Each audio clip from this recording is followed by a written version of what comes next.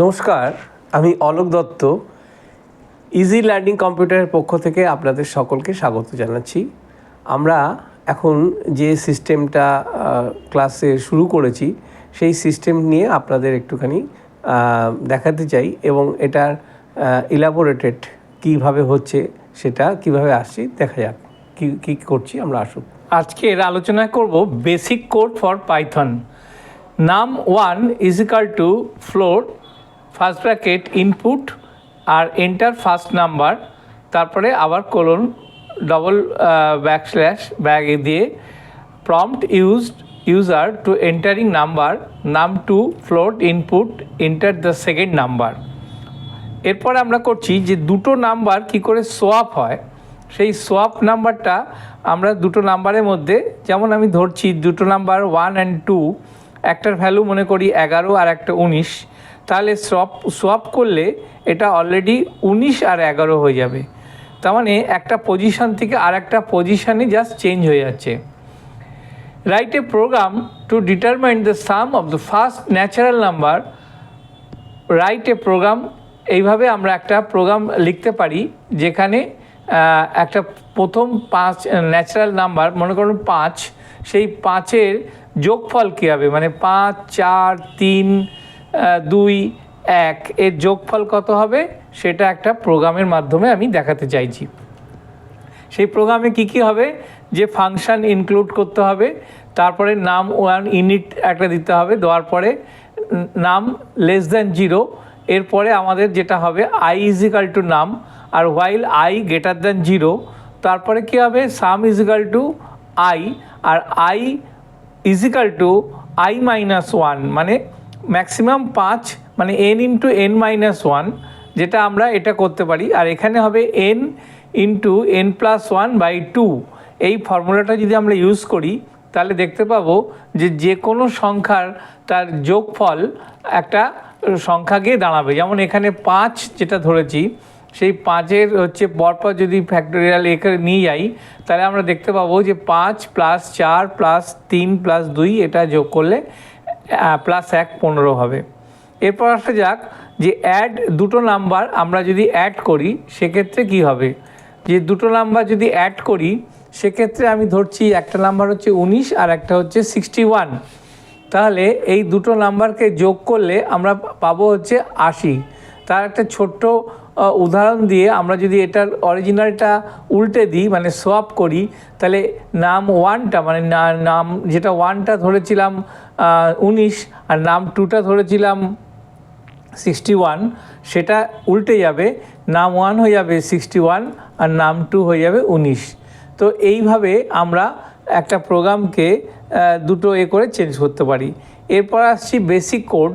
Basic কোডটা কীভাবে আমরা চেঞ্জ করছি, যে বেসিক কোডের মাধ্যমে আমরা যে পাইথনে দুটো নাম্বারকে যোগ করতে পারি তার একটা এখানে আমরা এক্সাম্পল দিলাম। এই এক্সাম্পলটা খুব ইজি এবং এটা থেকে আমার মনে হয় যে কেউ খুব ইজিভাবে এটাকে অ্যাডাপ্ট করতে পারবে। এরপর চলে আসছি যে বেসিক কোড পাইথন 2 নাম্বারের যে কমান্ডগুলো দিতে হবে সেই কমান্ডগুলো এখানে আমার দেওয়া আছে। সেই বেসিক কোড দিয়ে আমরা দুটো কমান্ডকে এখানে যোগ করে সাম করে num1 প্লাস num2 এখান থেকে আমরা printf করলে আমরা টোটাল ভ্যালুটা পেয়ে যাব, অর্থাৎ 19 আর 11 ধরেছিলাম তার যোগফল হয়ে যাবে 30। তো এরকমভাবে আমরা অসংখ্য সংখ্যাকে পাইথন প্রোগ্রামের মাধ্যমে যোগ বিয়োগ এসব করতে পারি। তো এগুলো একটা সিম্পল উদাহরণ। আজকে আমরা অ্যাডিশনটা দেখাচ্ছি, এরপরে যে স্কোয়ার নাম্বার নানা রকম যে আমাদের পাইথনের মধ্যে রয়েছে ছোট ছোট প্রোগ্রামগুলো দিয়ে এবং তার কোডিং কী করে সেই কোডিংগুলো আমরা এখানে দেখানোর চেষ্টা করছি। এবার আসা যাক একটা ফ্র্যাকশনাল নাম্বার, ফ্যাক্টোরিয়াল নাম্বার।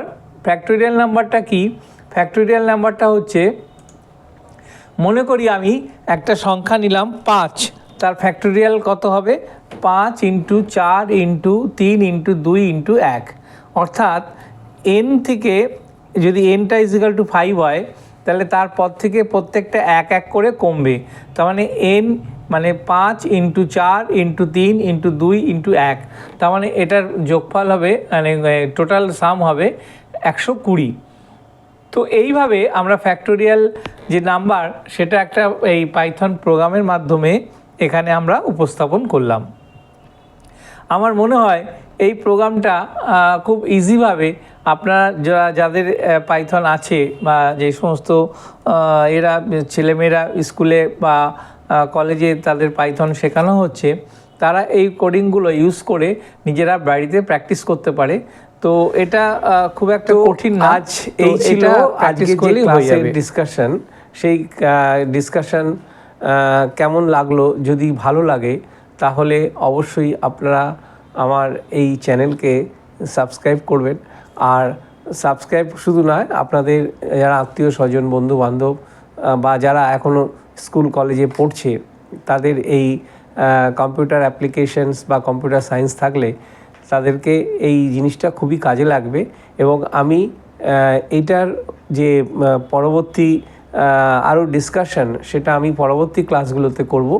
তো সেই জন্য আমি অনুরোধ করব আপনারা এটাকে অবশ্যই সাবস্ক্রাইব করবেন, লাইক করবেন, শেয়ার করবেন এবং আপনাদের যত বন্ধু বান্ধব, আত্মীয় স্বজন সবার মধ্যে এটাকে শেয়ার করুন, যাতে তারাও এটা দেখার সুযোগ পায়। এবং যদি কোনো প্রবলেম থাকে তাহলে আমাকে অবশ্যই জানাবে, আমি অনলাইনে তাদেরকে হেল্প করব।